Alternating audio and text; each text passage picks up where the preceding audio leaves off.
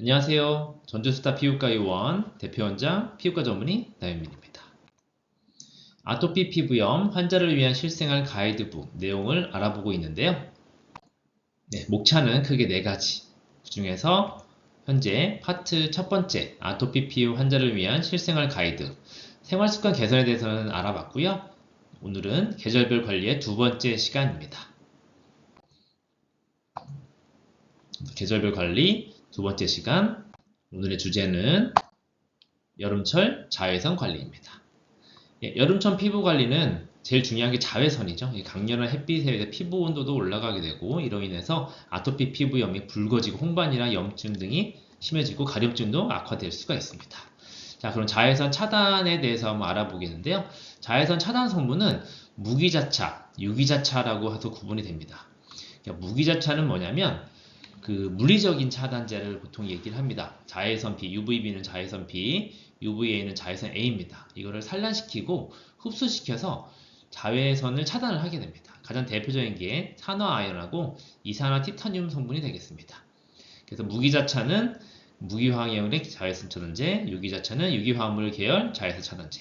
보통 물리적 자외선 차단제, 그 다음에 화학적 자외선 차단제. 보통 이렇게 얘기합니다. 물리적 차단제, 화학적 차단제. 유기자차, 화학성분입니다. 이 화학성분이 UVB, UVA를 흡수해서 자외선을 차단합니다. 근데 화학적 자외선 차단제라고 보통 얘기를 하고요. 또 예를 들면 이런 벤조페논, 드라닐릴 산염, 다이벤조일 메테인, 살리실산염 등이 있습니다.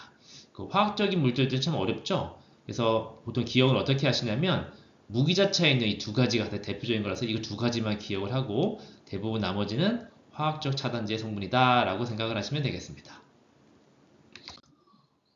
아토피 피부염이 있을 때는 그럼 어떻게 해야 되느냐? 유기자차를 써도 괜찮다면 그 유기자차, 화학적 성분 들어간 거죠. SPF란 건 뭐냐면 그 자외선 차단 지수입니다. 자외선 보호 지수라고 보통 얘기를 하는데요. SPF는 주로 자외선 B 차단 지수를 얘기를 하고요. 이게 이제 30 이상이 되면 유기자차, 무기자차 적절히 조합된 자외선 차단을 사용해 주세요 되어 있습니다. 이 30이라는 건 뭐냐면 내가 자외선 차단제를 바르지 않았을 때와 자외선 차단제를 발랐을 때 동일한 홍반이 생기는데 이 30이라는 거는 안 발랐을 때보다 30배 이상 강한 자외선 B를 쪼였을 때 같은 홍반이 생기는 상태라고 보시면 됩니다. 그렇게 해석을 하시면 됩니다. 이 30이라는 게 30% 막아주는 게 아니고요. SPF, Sun Protection Factor라고 해서 자외선 보호 지수를 얘기를 하고요. 그 30은 안 바를 때보다 30배 이상 강하게 자외선 B를 쪼여야 같은 홍반이 최소 홍반이 생기는구나 이렇게 알고 계시면 되겠습니다. 알레르기성 접촉 피부염, 그다음에 햇빛 알레르기, 과민증 등이 있다고 하면 SPF 30 이상의 무기자차로 구성된 자외선 차단제를 사용하면 좋습니다. 무기자차 뭐라고 했죠? 물리적 차단제. 이 산화아연하고 이산화 티타늄 이 두 가지가 가장 대표적이거든요. 두 가지만 기억을 해주시면 됩니다. 이게 무기자차의 대표적인 성분입니다. 이와 같은 저자극성, 저알레르기성 무기자차 성분을 고른 것이 도움이 되겠습니다. SPF 30만 해도 대부분의 자외선을 일상생활하는 데는 차단이 됩니다. 요새는 이제 SPF 50 이상으로도 많이 나와 있죠. 그래서 강한 햇빛이나 야외에서 뭔가 활동을 해야 될 때, 아니면 이제 뭐 등산이나 테니스, 뭐 골프 이런 거 다 하게 됐을 때는 SPF 50 정도 쓰시는 게 좋고 일상생활에서는 30 정도만 쓰셔도 무난하십니다.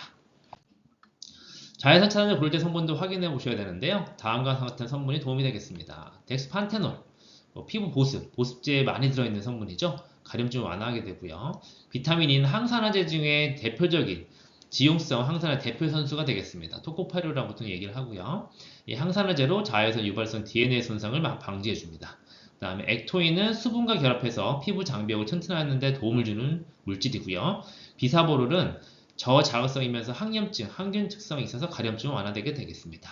요새는 화장품에 있는 전성분을 그 성분 그 비율이 높을수록 순서대로 나열을 법적으로 화장품법에 되어 있는데요. 그래서 화장품 제품을 뒤에를 보셔서 이런 성분들을 확인해 주시면 되겠습니다. 그래서 새로운 제품을 얼굴 전체에 바로 바르면 이제 아토피 피부 환자분들이 자극을 줄 수 있기 때문에 팔 안쪽이나 귀 뒤에 소량을 먼저 테스트한 후에 사용하는 것을 권장해 드립니다. 이상으로 여름철 아토피 피부의 자외선 차단에 대해서 알아봤고요. 다음은 스타원장 남현민 유튜브 계정입니다. 구독과 알림 설정을 해주시면 실시간으로 유익한 건강 정보를 확인하실 수가 있습니다. 지금까지 스타원장 남현민이었습니다. 감사합니다.